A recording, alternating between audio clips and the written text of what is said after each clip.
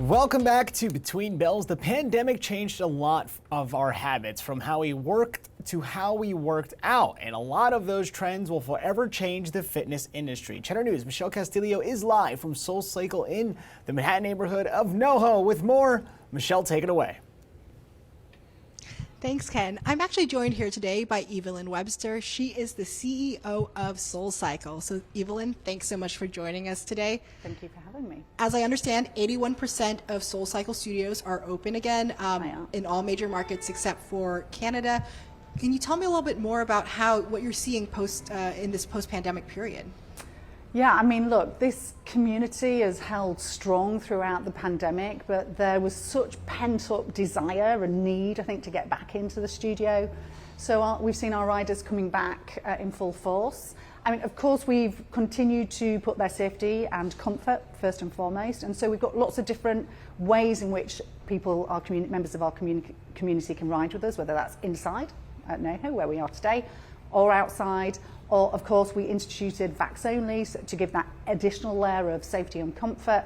And, of course, we have some studios that continue to operate at about 50% capacity. And that's just to give a little bit of comfort to those who still wish to maintain a little bit of distance. But giving all of those optionalities to our community has meant the world to them. And so we're seeing them come back in growing numbers. It's great. Now, you're trying some incentives to get people back in the studio. You're in the middle of Warrior Week. Can you tell people a little bit about that? I love Warrior Week. So we launched Warrior Week. This is a biannual event that we last ran 2 years ago, pre-pandemic, of course. So this is about the time of year that we would typically run Warrior Week. So we launched it, I think it started on Sunday on Monday, ride 4 times with us this week, and we will comp you 4 classes next week.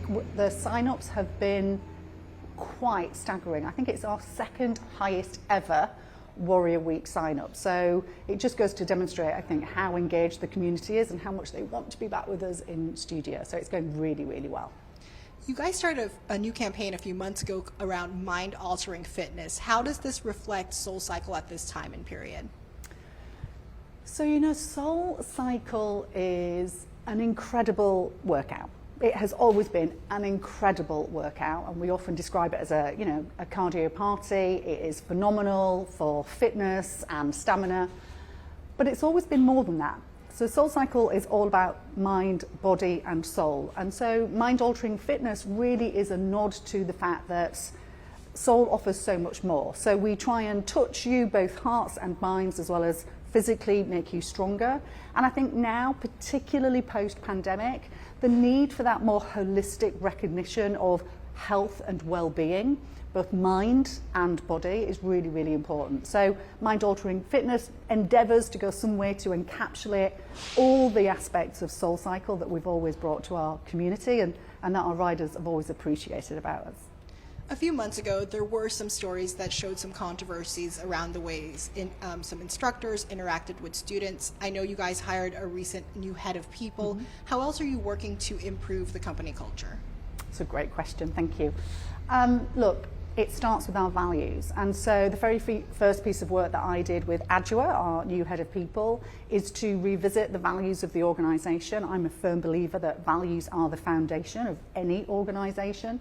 And so we very recently rolled out a new set of values, corporate values, that we hold each other as individuals and as a team hold each other accountable to. And so I think that's the first step in moving in the right direction in terms of the setting expectation, in terms of the behaviours that we demonstrate to each other, as I said, but also to our community. And feedback so far has been so positive. Yes, of course, in the past there have been a few missteps. We're only human.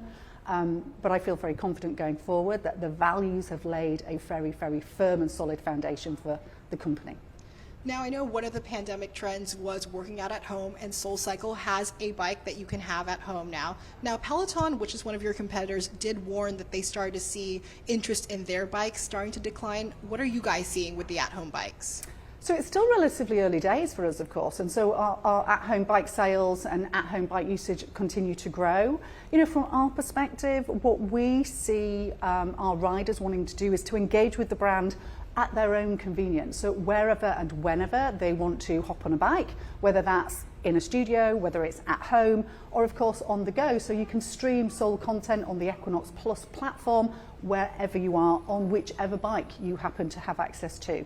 So really showing up for our consumers where they want to be and where they want to engage with the brand is really important. So our at-home bike is a really critical component of our multi-channel strategy, continuing to see really strong growth in that area. So all good signs. And any predictions for the future of fitness now we're in this a little bit more comfortable, especially with vaccines?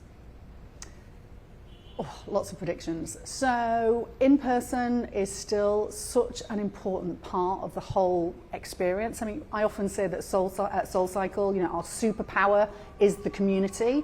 And that community, of course, can always connect with each other virtually via their at-home or digital fitness. But in-studio is always going to be a really important part of your fitness experience. But increasingly, I think as we move forward, without doubt, the pandemic acted as a catalyst for this blended fitness experience. And so, no surprises, I think we'll continue to see consumers, riders want a blended fitness and well-being experience at their own convenience. And that's why this multi-channel strategy is such an important pillar of SoulCycle's growth strategy.